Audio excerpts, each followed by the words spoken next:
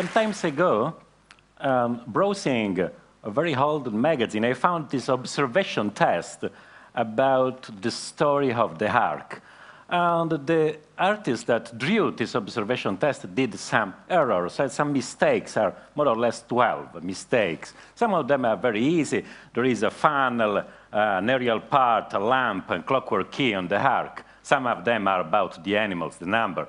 But there is a much more fundamental mistakes in the overall story of the arks that it's not reported here. And this problem is, where are the plants? So now we have God that is going to submerge Earth permanently, or at least for a very long period, and no one is taking care of plants. Noah needs to take two of every kind of bird, of every kind of animal, of every kind of creature that moves, but no mention about plants. Why? In another part of the same story, all the living creatures are just the living creatures that came out from the ark. So birds, livestock, and wild animals. Plants are not living creatures. This is the point.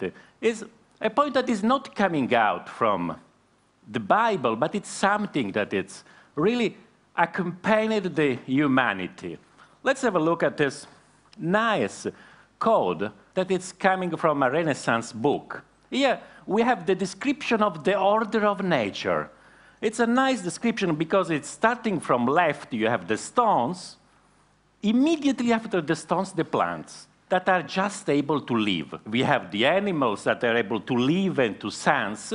And on the top of the pyramid, there is the man. It's not the common man. It's the homo studiosus, the studying man. This is quite comforting for people like me. I'm a professor. To be over there on the top of a creation, but it's something completely wrong. You know very well about professor, but it's also wrong about plants.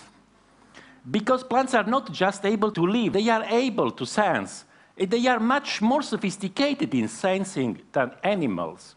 Just to give you an example, every single root apex is able to detect and to monitor concurrently and continuously at least 15 different chemical and physical parameters. And they are also able to show and to exhibit such a wonderful and complex behavior that can be described just with the term of intelligence. Well, but this is something, this underestimation of plants is something that is always with us. Let's have a look at this short movie now. We have David Attenborough. Now, David Attenborough is really a plant lover. He did some of the most beautiful movies about plant behavior. Now, when he speaks about plants, everything is correct. When he speaks about animals, tend to remove the fact that plants exist. The blue whale, the biggest creature that exists on the planet, that is wrong. Completely wrong. The blue whale is a dwarf. If compared with the real biggest creature that exists on the planet, that is this wonderful, magnificent Sequoiadendron giganteum. And this is a living organism that have a mass of at least 2,000 tons. Now, the story that plants are some low-level organisms has been formalized many times ago by Aristotle, that in the Anima, that it's a very influential book for the Western civilization, wrote that the plants are on the edge between living and non-living.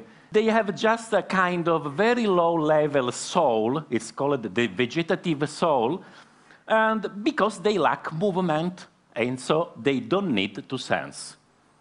Let's see. This is, okay, some of the movement of the plants are very well known. This is a very fast movement. This is a Dionea, a Venus flytrap, hunting, has nails. Sorry for the snail.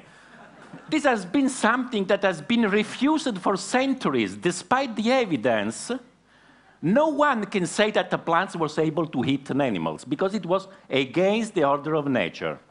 But plants are also able to show a lot of movements. Some of them are very well known, like the flowering. It's just a question to use some techniques, like the time lapse. Some of them are much more sophisticated. Look at this young beings that it's moving to catch the light every time, and it's really so graceful. It's like a dancing angel. They are also able to play. They are really playing. These are young sunflowers. And what they are doing is they cannot be described with any other term than playing.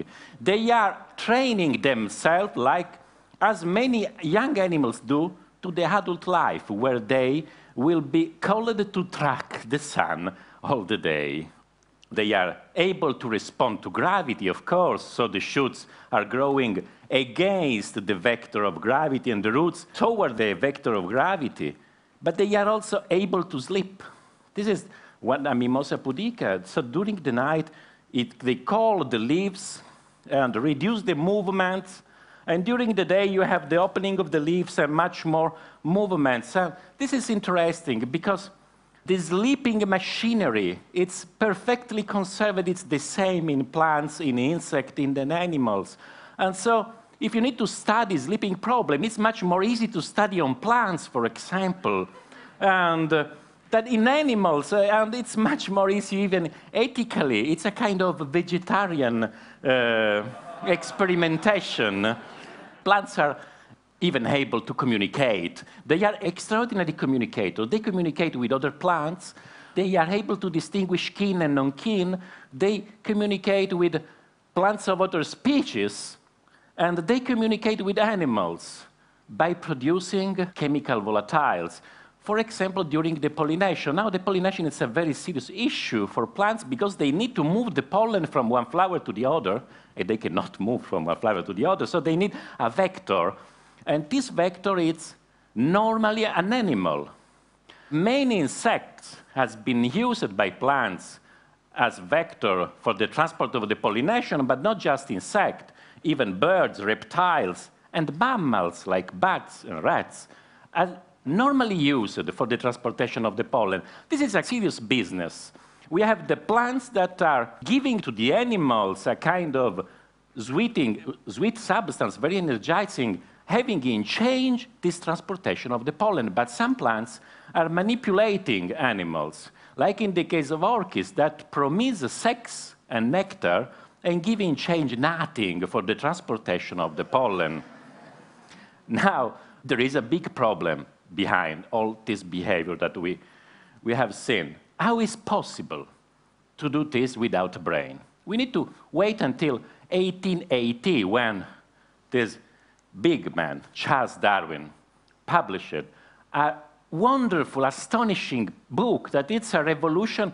The title is The Power of Movement in Plants. No one was allowed to speak about movement in plants before Charles Darwin. In this book, assisted by his son Francis, that was the first professor of plant physiology in the world in Cambridge, they took in consideration every single movement for 500 pages. And in the last paragraph of the book, that it's a kind of stylistic mark, because normally Charles Darwin stored in the last paragraph of a book the most important message.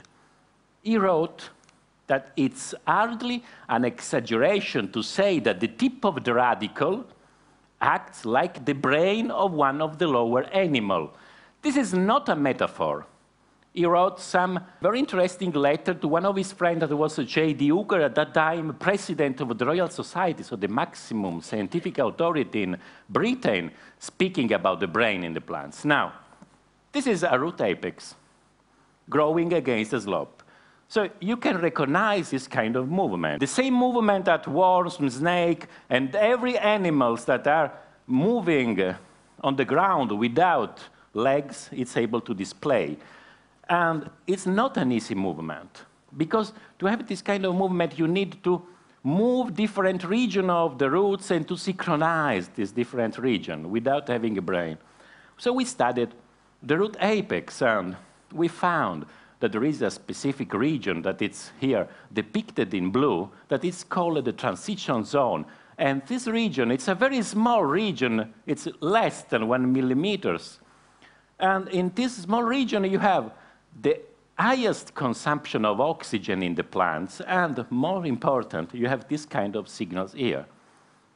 The signals that you are seeing here are action potential, are the same signals that the neurons of my brain, of our brain, it's used to exchange information. Now, we know that a root apex have just a few hundred cells that show this kind of feature. But we know how big is the root apparatus of a small plant, like a plant of rye. We have almost 14 million of roots. We have almost 11.5 million of root apex, and a total length of 600 and more kilometers and a very high surface area. Now let's imagine that each single root apex is working in network with all the others. Here we have on the left internet, and on the right the root apparatus.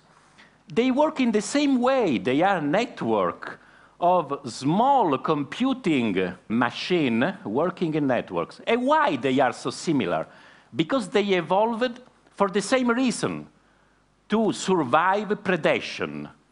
It's the same, they work in the same way, so you can remove 90% of the root apparatus and the plants follow to work. You can remove 90% of the internet and it is following to work. So a suggestion for the people working with networks.